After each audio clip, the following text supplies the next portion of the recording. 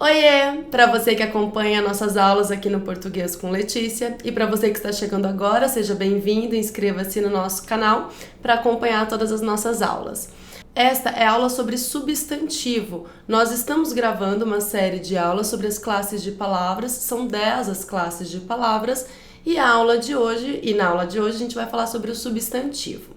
Vamos à aula. Substantivo é então uma classe de palavras responsável por dar nome às coisas que existem reais ou imaginárias, só no plano da imaginação. Então tudo que você olha tem um nome, esse nome eu chamo de substantivo. Coloquei aqui celular, professora, corrida, ansiedade, Minas Gerais. Então, celular é o nome que eu dou para aquele aparelho que faço chamada, que eu converso com as pessoas.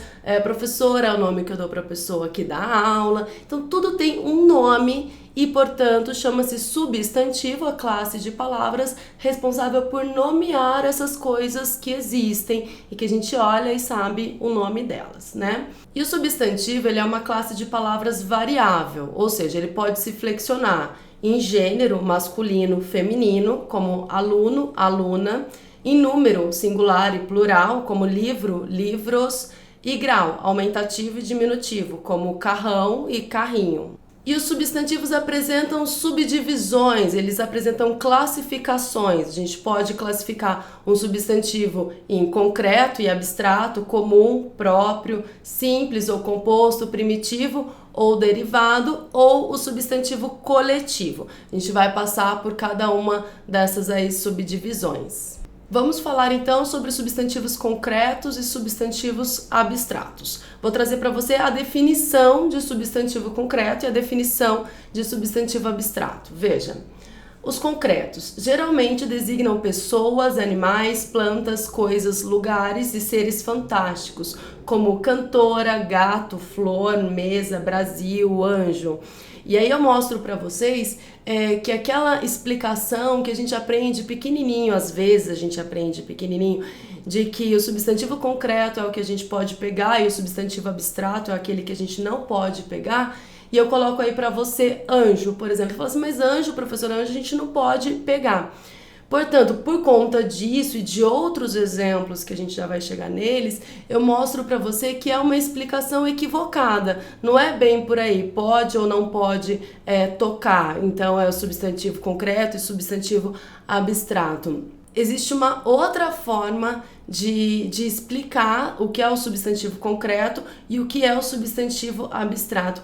Embora, assim, na minha opinião, eu acho que as gramáticas trazem esses conceitos de forma meio vaga e meio frágil, assim. Eu não consigo encontrar uma explicação que me satisfaça plenamente nessa explicação aí de substantivo concreto e abstrato. Mas eu trouxe aí para você um modo que eu formulei que talvez fique mais claro e que te ajude nas provas que você vai precisar.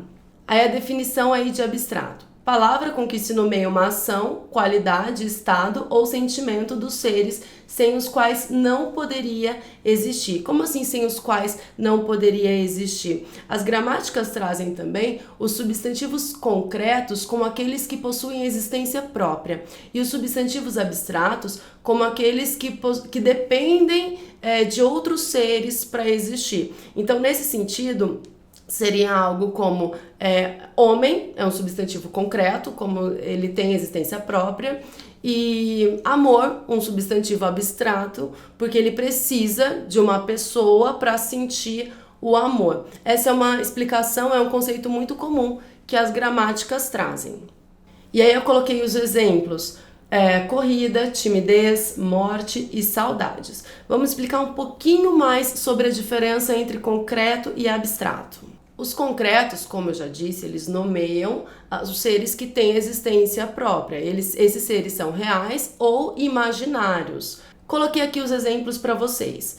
Os exemplos de substantivos concretos, de pessoas, animais, insetos e plantas, como Maria, irmão, professora, menino, gato, coelho, formiga, pernilongo, margarida. Os substantivos concretos também nomeiam coisas e lugares, como mesa, computador, livro, São Paulo, escola, Brasil. E são considerados também substantivos concretos seres fantásticos, que a gente não consegue tocar, mas eles são classificados como substantivos concretos. Portanto, aquela definição de os substantivos concretos a gente pode tocar, ela já cai por água abaixo e ela é falha, né? Eu trouxe aí fada, anjo, bruxo, Deus, diabo, são coisas que a gente não consegue tocar, mas são classificados como substantivos concretos.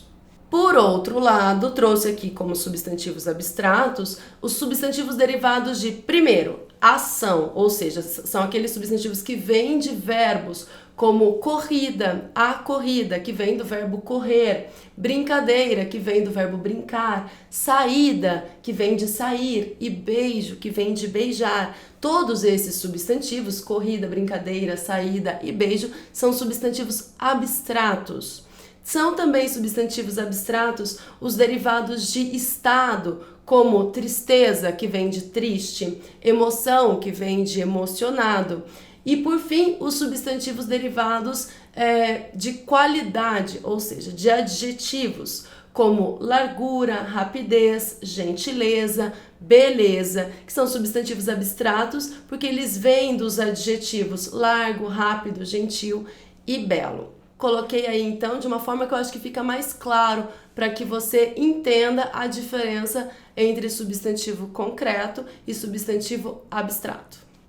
Outra classificação dos substantivos. Os substantivos podem ser comuns ou próprios. Comuns nomeiam seres e grupos de seres da mesma espécie, que têm características em comum, mas não são tratados como indivíduos, ou seja, não são específicos, como casa, desenho, computador. Eu digo casa para qualquer casa, então as casas têm umas características em comum, são os lugares onde moramos. Então eu digo casa é um substantivo comum, porque pode ser qualquer casa. Mas se eu digo a casa do Pedro, Pedro é um substantivo próprio, porque eu estou falando de um determinado Pedro.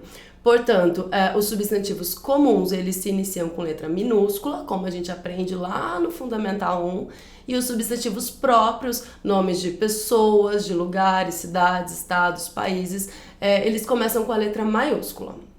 O substantivo pode ser simples ou composto. Quando ele é simples, ele apresenta um único radical, uma única palavra, e o substantivo composto apresenta mais de uma palavra, ou seja, mais de um radical. Eu trouxe aí o exemplo de flor, couve e chuva para substantivos simples, e beija-flor, couve-flor, guarda-chuva para substantivos compostos, mostrando aí para vocês que os substantivos compostos são formados por mais de uma palavra. Substantivos também podem ser primitivos ou derivados. Os substantivos primitivos são as palavras que dão origem a outras palavras. Ou seja, antes dela não veio mais nenhuma palavra.